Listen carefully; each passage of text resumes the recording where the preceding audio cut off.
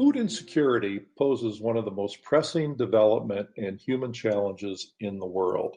This has been true for a very long time, and still there is little social consensus on who ought to do what to solve the hunger problem.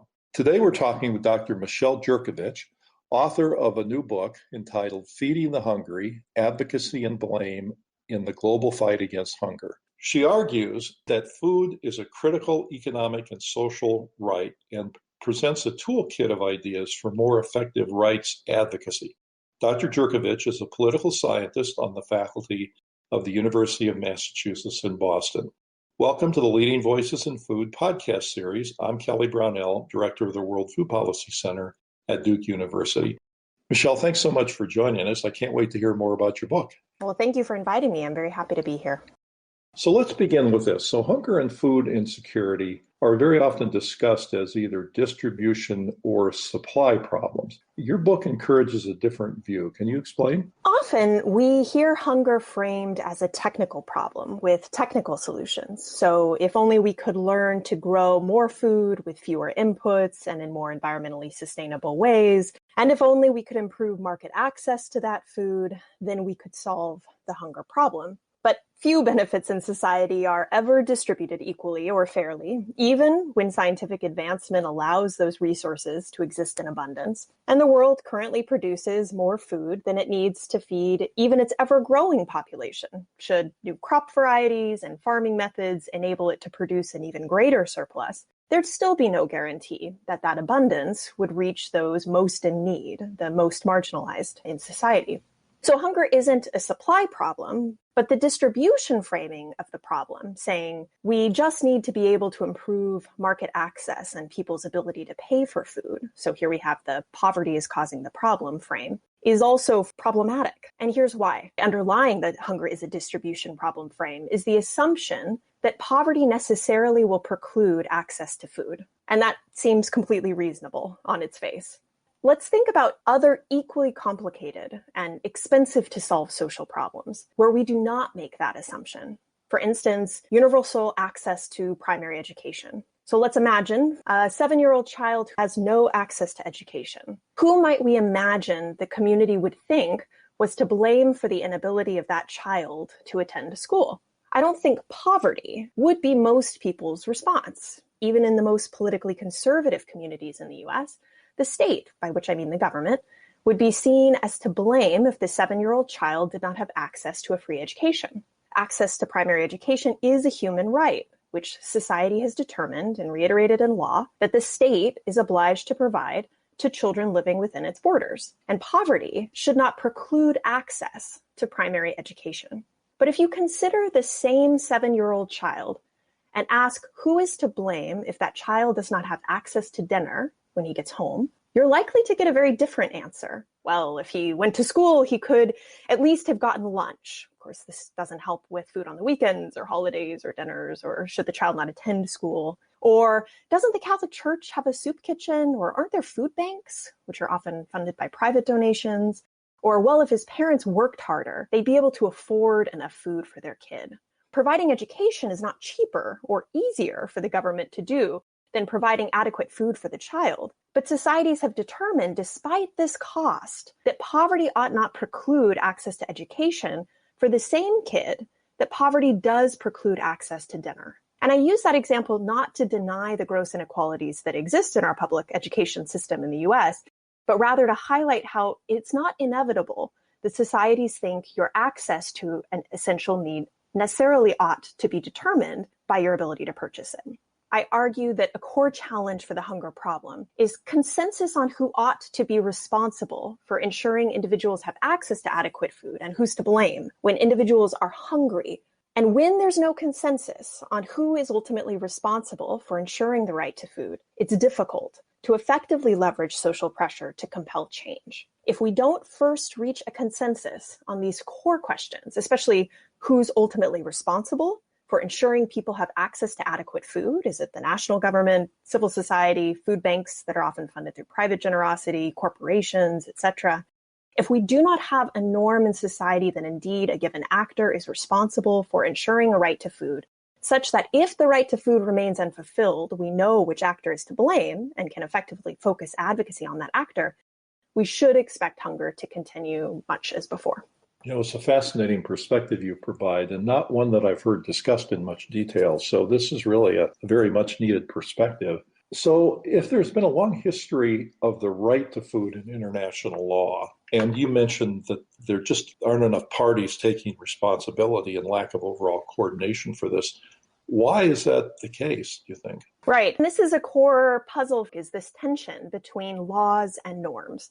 And the answer is because laws are not the same as norms. And oftentimes we can have existing law, and that doesn't necessarily mean there's a norm in a given society that indeed a particular actor really is obliged to do a particular thing or to behave in a particular way. So in this case, there certainly is international law, and sometimes even domestic law, ascribing responsibility to national governments to ensure the right to food of its people.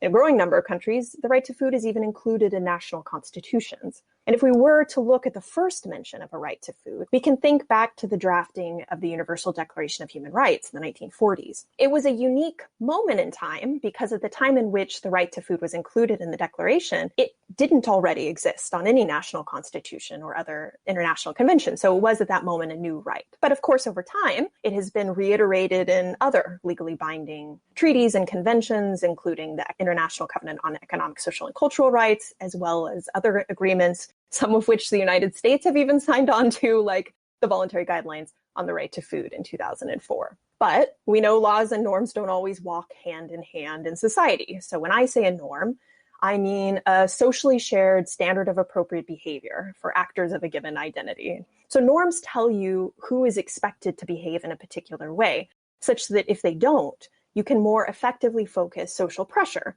So to take one example, here in Boston, if you're riding our subway system, there's an expectation that commuters stand on the right and walk on the left of the escalator going in and out of the station. And if you were to stand on the left, you'll get a side eye or maybe even a shove or a verbal rebuke that lets you know that you're violating the social expectation by commuters. You ought to stand on the right and walk on the left.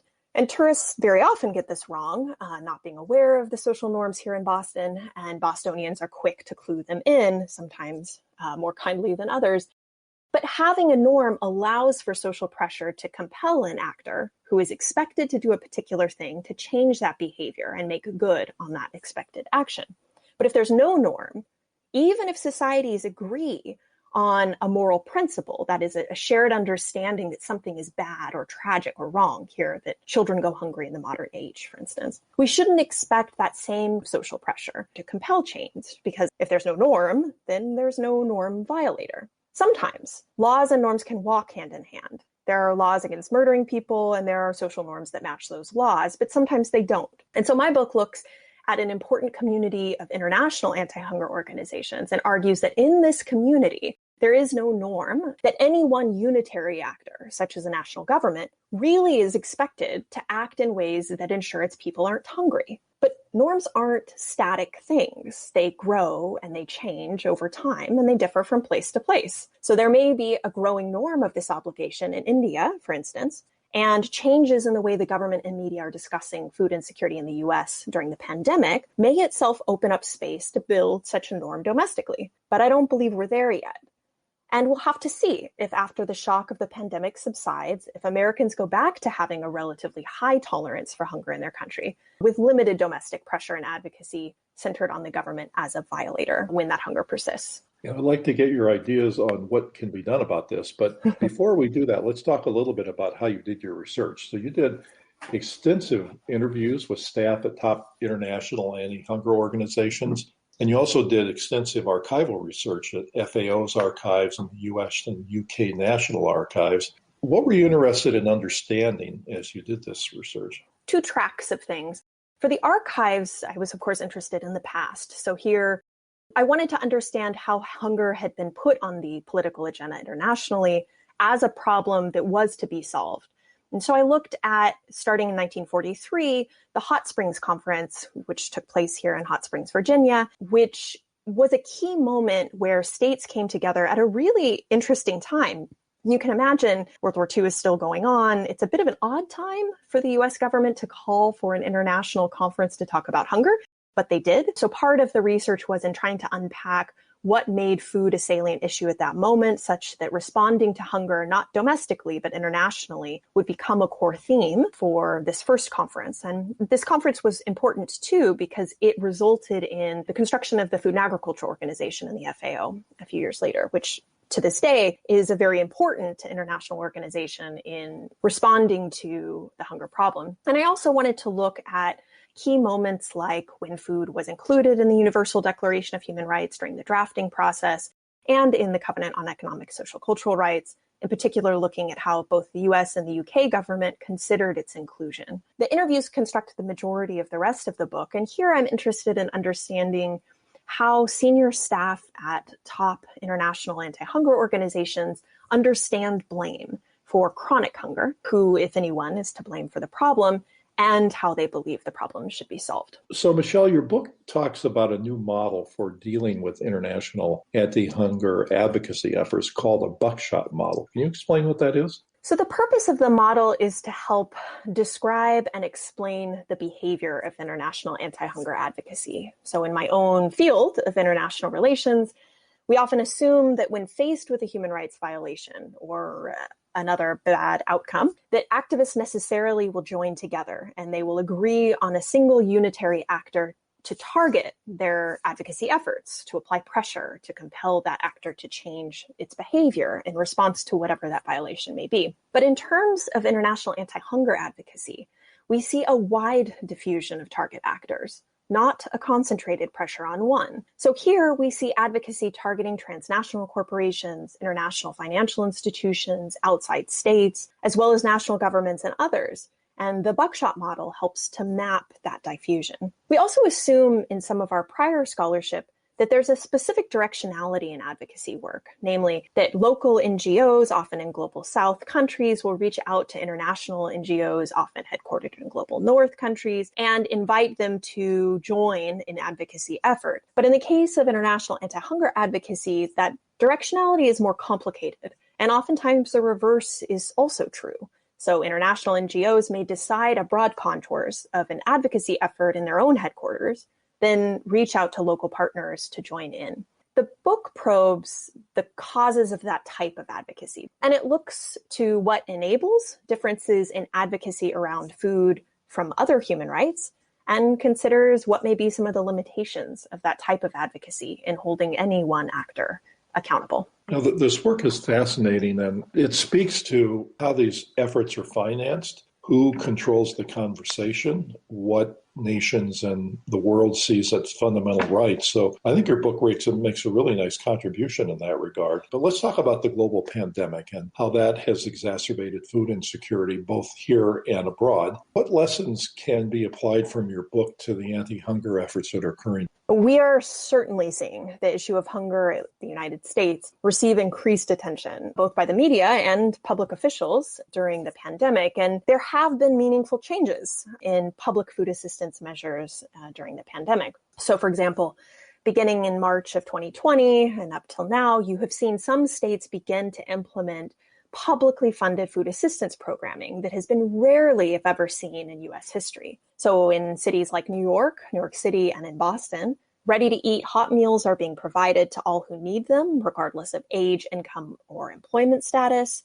In California, they implemented a novel reimbursement program designed to pay restaurants for providing free or reduced cost food, I think specifically to seniors, as well as nationwide, there have been reforms to allow for online purchase through increased p-EBT credits. Though on this point, it's worth noting that USDA has restricted that online benefits in many states like Massachusetts to use at either Walmart or Amazon.com. So this does raise some serious concerns about monopolizing benefits to large corporations. Perhaps the most visible changes have taken place in modifications to free or reduced school lunch programs during the pandemic. So previously, if American children needed a free lunch, they were required to meet specific eligibility requirements, which is to be physically present at school, to receive it. And being a hungry child wasn't enough to entitle them to a meal. They were required to perform a service in exchange. This is the attending of school. And in much of America, dinner time, school holidays, weekends, summer breaks,